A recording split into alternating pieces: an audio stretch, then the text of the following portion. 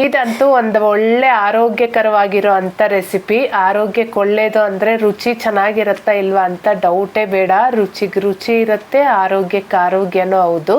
ಚಿಕ್ಕ ಮಕ್ಕಳಿಂದ ದೊಡ್ಡವ್ರವರೆಗೂ ಯಾರು ಬೇಕಾದ್ರೂ ಇದನ್ನ ತಿಂದು ಎಂಜಾಯ್ ಮಾಡ್ತಾರೆ ಅಂದರೆ ತಪ್ಪಾಗೋದಿಲ್ಲ. ಪೌಷ್ಟಿಕಾಂಶ ಕಡಿಮೆ ಇರೋಂಥ ಮಕ್ಕಳಿಗೆ, ರಕ್ತಹೀನತೆ ಇರೋರಿಗೆ ಅಥವಾ ಕ್ಯಾಲ್ಸಿಯಂ ಕೊರತೆ ಇರೋರಿಗೆ, ಹಾಗೆ ವೆಯ್ಟ್ ಲಾಸ್ ಮಾಡ್ಕೊಬೇಕು ಅನ್ನೋರ್ಗೂ ಸಹ ಒಂದು ಒಳ್ಳೆ ರೆಸಿಪಿ ಅಂತಾನೆ ಹೇಳ್ತೀನಿ. ಈ ರೊಟ್ಟಿಯಲ್ಲಿ ನಾವು ಒಂದು ಒಳ್ಳೆ ಆರೋಗ್ಯಕರವಾಗಿರುವಂಥ ಇಂಗ್ರೀಡಿಯೆಂಟ್ನ ಸಹ ಹಾಕಿದೀವಿ. ಇನ್ನ ರೊಟ್ಟಿ ಮಾಡಕ್ಕೆ ಮೊದಲಿಗೆ ಒಂದು ಚಿಕ್ಕ ಮಿಕ್ಸರ್ ಜಾರಿಗೆ 1/4 ಕಪ್ಪಷ್ಟು ಹಸಿ ಕಾಯಿ, ಹಾಗೆ ಖಾರಕ್ಕೆ ಒಂದು 3-4 ಹಸಿಮೆಣಸಿನ್ಕಾಯಿನ ಹಾಕೊಂಡು ಇದನ್ನ ತರಿತರಿಯಾಗಿ ರುಬ್ಬಿ ತೆಗೆದಿಟ್ಕೋಬೇಕು. ಈಗ ಒಂದು ಮಿಕ್ಸಿಂಗ್ ಬೌಲ್ಗೆ ನಾನು ಒಂದು ದೊಡ್ಡ ಕಪ್ಪಷ್ಟು ರಾಗಿ ಹಿಟ್ಟನ್ನು ಸೇರಿಸ್ಕೊತಾ ಇದ್ದೀನಿ. ಹಾಗೇನೆ ಅದೇ ಕಪ್ಪಲ್ಲಿ 1/2 ಕಪ್ಪಷ್ಟು ಅಕ್ಕಿ ಹಿಟ್ಟನ್ನು ಸಹ ಸೇರಿಸ್ಕೊತಾ ಇದ್ದೀನಿ. ನಂತರ ನಾವು ಈಗಾಗಲೇ ಗ್ರೈಂಡ್ ಮಾಡಿ ಇಟ್ಟಿದ್ವಲ್ಲ, ಅದು ಹಸಿ ಕಾಯಿ ಹಾಗೆ ಹಸಿಮೆಣಸಿನ್ಕಾಯಿನ ಸಹ ಸೇರಿಸ್ಕೊತಾ ಇದ್ದೀನಿ. ಹಸಿ ಕಾಯಿ ಹಾಕೋದ್ರಿಂದ ರೊಟ್ಟಿಗೆ ಒಳ್ಳೆ ಟೇಸ್ಟ್ ಬರುತ್ತೆ.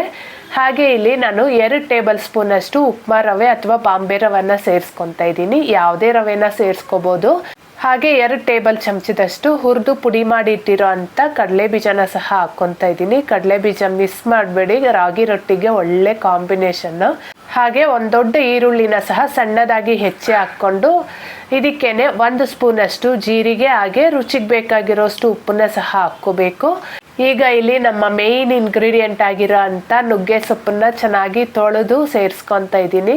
ಇಲ್ಲಿ ಸೊಪ್ಪಿನ ಕ್ವಾಂಟಿಟಿ ನಿಮ್ಮಿಷ್ಟ. ನಾನು ರಾಗಿ ಹಿಟ್ಟು ತಗೊಂಡಿದ್ನಲ್ವ, ಅದೇ ಕಪ್ಪಲ್ಲಿ 1 ಕಪ್ಪಷ್ಟು ಸೊಪ್ಪನ್ನ ತಗೊಂಡು ಚೆನ್ನಾಗಿ ತೊಳೆದು ಹಾಕ್ಕೊತಾ ಇದ್ದೀನಿ. ಈಗ ಈ ಹಿಟ್ಟನ್ನೆಲ್ಲ ನೀರೇನು ಹಾಕ್ದಿರ ಮೊದಲು ಚೆನ್ನಾಗಿ ಮಿಕ್ಸ್ ಮಾಡ್ಕೋಬೇಕು. ಇಲ್ಲಿ ನಾನು ರವೆ ಹಾಕಿರೋದ್ರಿಂದ ರೊಟ್ಟಿ ಎಲ್ಲೂ ಮುರಿಯೋದಿಲ್ಲ. ಹಾಗೆ ನೀವು ಎಷ್ಟು ತೆಳುವಾಗಿ ಬೇಕಾದರೂ ತಟ್ಬೋದು, ಅಷ್ಟು ತೆಳುವಾಗೂ ಬರುತ್ತೆ, ಒಳ್ಳೆ ರುಚಿ ಸಹ ಕೊಡುತ್ತೆ.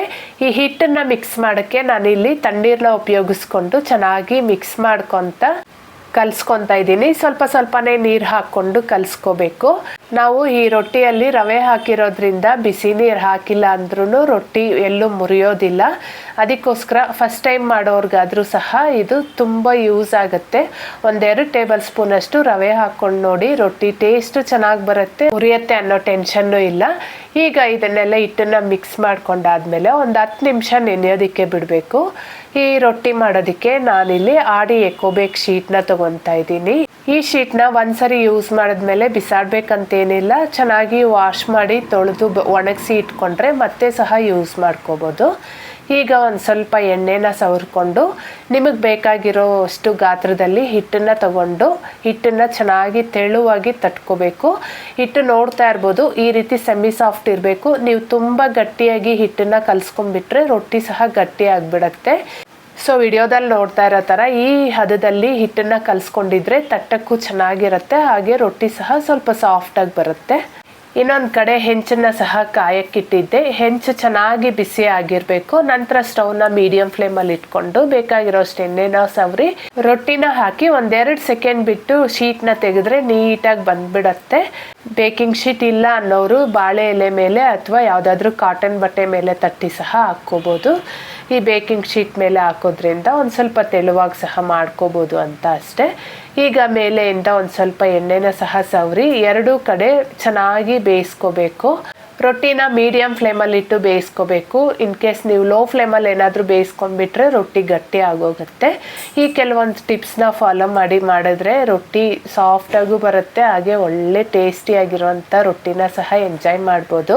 ಬೆಳಗ್ಗೆ ಬ್ರೇಕ್ಫಾಸ್ಟ್ಗೆ, ಮಕ್ಕಳ ಲಂಚ್ ಬಾಕ್ಸ್ಗೆ ಅಥವಾ ನೈಟ್ ಡಿನ್ನರ್ಗೂ ಸಹ ತುಂಬ ರುಚಿಯಾಗಿರೋಂಥ ಈ ರೊಟ್ಟಿನ ನೀವು ಸಹ ಒಂದ್ಸರಿ ಮಿಸ್ ಮಾಡದೆ ಟ್ರೈ ಮಾಡಿ. ಹಾಗೆ ಹೇಗಾಯಿತು ಅಂತ ಕಮೆಂಟ್ ಮಾಡಿ ತಿಳಿಸೋದನ್ನು ಮಾತ್ರ ಮರಿಬೇಡಿ. ಈ ವಿಡಿಯೋ ನಿಮ್ಗೇನಾದರೂ ಸ್ವಲ್ಪನಾದರೂ ಯೂಸ್ಫುಲ್ ಅನಿಸಿದರೆ ಕೆಳಗಡೆ ಹೈಪ್ ಆಪ್ಷನ್ ಇರುತ್ತೆ, ಮಿಸ್ ಮಾಡದೆ ಹೈಪ್ ಮಾಡಿ. ಇದರಿಂದ ಇನ್ನಷ್ಟು ಜನಕ್ಕೆ ವಿಡಿಯೋ ತಲುಪತ್ತೆ, ಹಾಗೆಯೇ ನನಗೂ ಸಹ ಯೂಸ್ ಆಗುತ್ತೆ. ಮತ್ತೆ ಒಂದು ಒಳ್ಳೆ ರೆಸಿಪಿ ಜೊತೆ ನೆಕ್ಸ್ಟ್ ವಿಡಿಯೋದಲ್ಲಿ ಸಿಗೋಣ. ಅಲ್ಲಿವರೆಗೂ ಥ್ಯಾಂಕ್ ಯು.